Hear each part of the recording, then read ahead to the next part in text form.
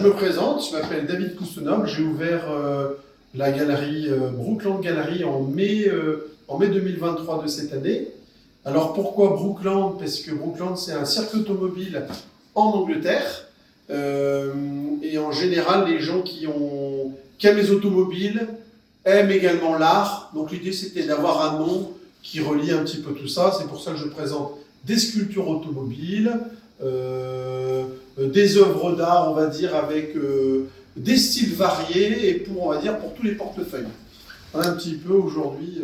D'accord. Et justement, actuellement, tu exposes quel peintre ou quel sculpteur éventuellement comme les Alors, voitures sculpteur automobile, j'ai David Mals, qui est un sculpteur français qui fait ça depuis 10 ans, donc qui est spécialisé dans tout ce qui est résine transparente. Alors, le point fort de ces produits, c'est que, d'abord, c'est avec l'huile et fer. La difficulté, c'est de conserver la transparence de la résine, parce que quand on moule des pièces un peu épaisses, la résine a tendance à chauffer, à devenir opaque, et lui, il arrive justement à préserver un petit peu la transparence, entre guillemets, de la résine, et je trouve que c'est vraiment, voilà, il m'a fait les voitures célèbres, la Ford GT40, la Porsche 930, l'Aston Martin de James Bond, la 300 SL. Ensuite, j'expose pour les premiers budgets toute la gamme des OB. Ce sont des affiches, des lithographies signées de l'américain OB, avec les grands classiques de ce qu'il fait. Donc ça, j'aime beaucoup, on va dire, son coup de crayon. C'est un artiste que j'aime beaucoup. Et ensuite, j'essaie d'avoir différents styles. Donc on a, par exemple ici, ça c'est Anne-Sophie Colette, qui est une artiste du nord de la France, qui a une façon un peu particulière de faire un petit peu ses fonds, de son travail de peinture. Donc elle fait aussi bien des huiles sur toile, et elle fait également aussi des meubles qui sont représentés ici. Un fauteuil qui peut être mis dans un hall d'entrée d'un immeuble, d'un hôtel, d'une entreprise. Voilà, donc là c'est vraiment des choses, moi je trouve ça vraiment original. Ensuite, j'ai une artiste qui s'appelle Stéphanie Bossard, donc là qui est vraiment avec des projetés très colorés, de l'art abstrait, avec différents styles. Donc elle fait des choses colorées, elle fait des choses en noir et blanc. Moi c'est pareil, hein, c'est une artiste que j'aime beaucoup, qui est également du nord de la France. Et ensuite, j'ai une autre artiste que j'aime beaucoup aussi, que j'expose, qui s'appelle Sandrine Chaune, qui est une artiste du centre de la France.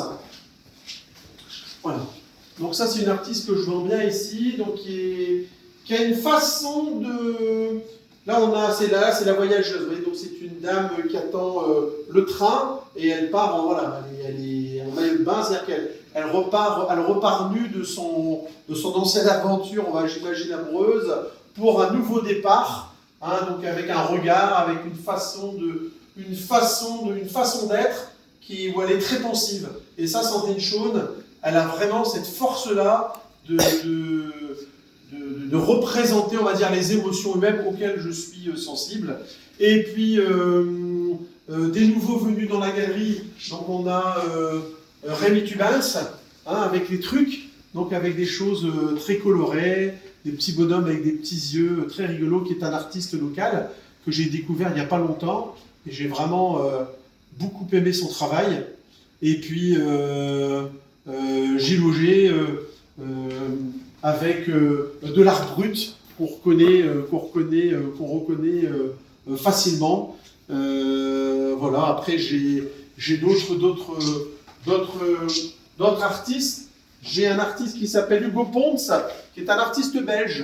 Hein, donc là, qui fait des choses, il fait ses propres pigments, où là, on est un peu comme Hooper, l'américain, avec des choses assez simples au niveau des lignes, mais on est vraiment absorbé par ses toiles.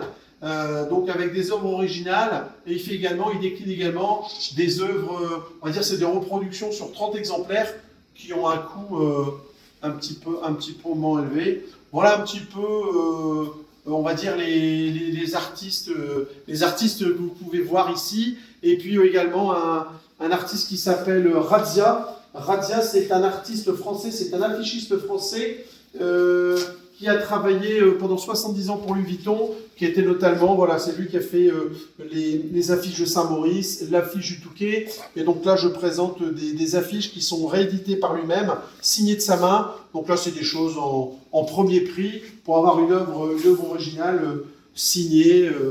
Voilà un petit peu exhaustivement ce que j'ai. D'accord. Des projets pour les mois à venir?